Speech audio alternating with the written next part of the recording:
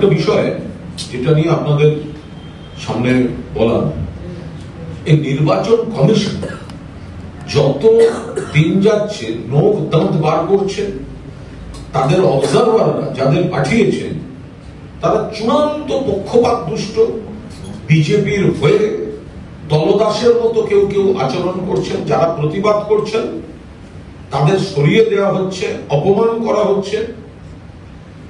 রাস্তায় সেনা, আধা সেনা, সাঁজোয়া গাড়ি নামিয়ে দিয়েছে, ট্যাঙ্কটা নামানো বাকি আছে, আর কলকাতার আকাশে যুদ্ধ বিমান ওড়ানোটা বাকি আছে। আমরা ওয়েলকাম করছি ইলেকশন কমিশনকে, একটু ট্যাঙ্কটাও দেখিয়ে দিন, একটু যুদ্ধ বিমানটাও দেখিয়ে দিন ভোটে। আপনাদের হারানোর পর আমাদের আনন্দটা আর একটু বেশি হবে, বাংলার আনন্দটা আর একটু বেশি হবে। এটা ভোটের নামে করছে কি এরা? এরপরে মানুষের প্রথমে ভোটের অধিকার কেটে বাদ দিয়েছে, তারপরে একটা মহল তৈরি করছে, আতঙ্কের মহল তৈরি করছে। আর তার মধ্যে আবার যাদের পাঠাচ্ছে তাদের বলে দিচ্ছে বিজেপি কর্মীদের সঙ্গে, বিজেপি প্রার্থীদের সঙ্গে, বিজেপির এজেন্টদের সঙ্গে গোপনে মিটিং করুন। গোপনে কি কি করতে হবে বিজেপিকে? আরে এত কিছু করেও তো 30 থেকে 40টায় তোলার চেষ্টা। বিজেপি তো গোহারা হারছে, 250-এর বেশি সিট নিয়ে মমতা বন্দ্যোপাধ্যায় মাননীয় মুখ্যমন্ত্রী ফিরছেন।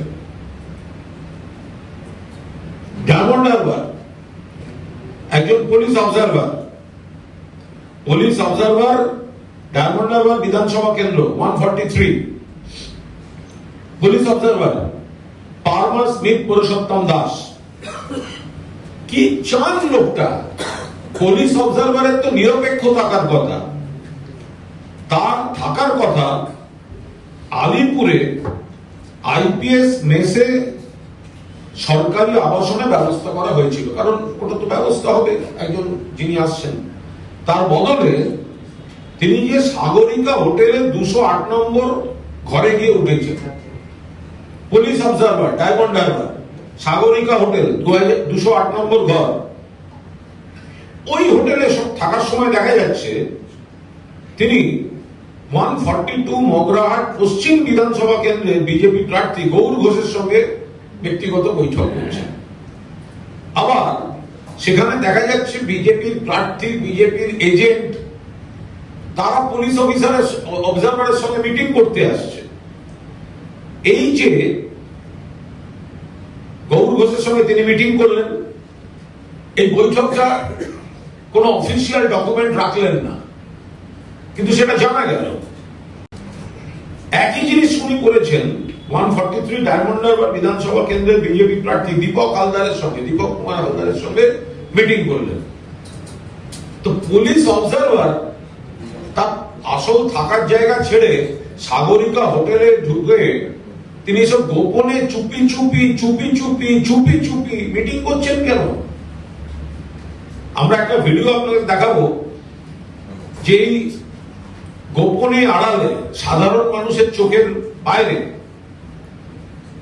পার্টিকুলার বিজেপি প্রার্থী এবং বিজেপির এজেন্টদের সঙ্গে তাদের এত কিসের বৈঠক? এটা নিরপেক্ষতাকে বিপন্ন করে দিয়েছে। আমরা ওনাদের কাছ থেকে নিরপেক্ষতা আশা করিও না, কিন্তু নিরপেক্ষতাকে বিপন্ন করে দিয়েছে। অবজারভার হ্যান্ডবুক পরিষ্কার ফেব্রুয়ারি 2024 বলছে যে অবজারভারদের আচরণ ও ব্যবহারের মাধ্যমে তাদের রাজনৈতিক নিরপেক্ষতা প্রদর্শন করতে হবে এবং পক্ষপাত দুষ্ট বলে মনে হওয়া উচিত নয়। কিন্তু ডায়মন্ড হারবারের পুলিশ অবজারভার যদি তার নির্দিষ্ট আবাসন ছেড়ে সাগরিকা হোটেলের 208-এ এবং তার পেছন বিজেপির প্রার্থী, এজেন্ট, নেতারা ঢোকে, তো তাহলে তো কোয়েশ্চেন উঠবেই। আপনারা একটা ভিডিও দেখুন, অবজারভারের সঙ্গে কারা কারা সব দেখা করতে যাচ্ছে।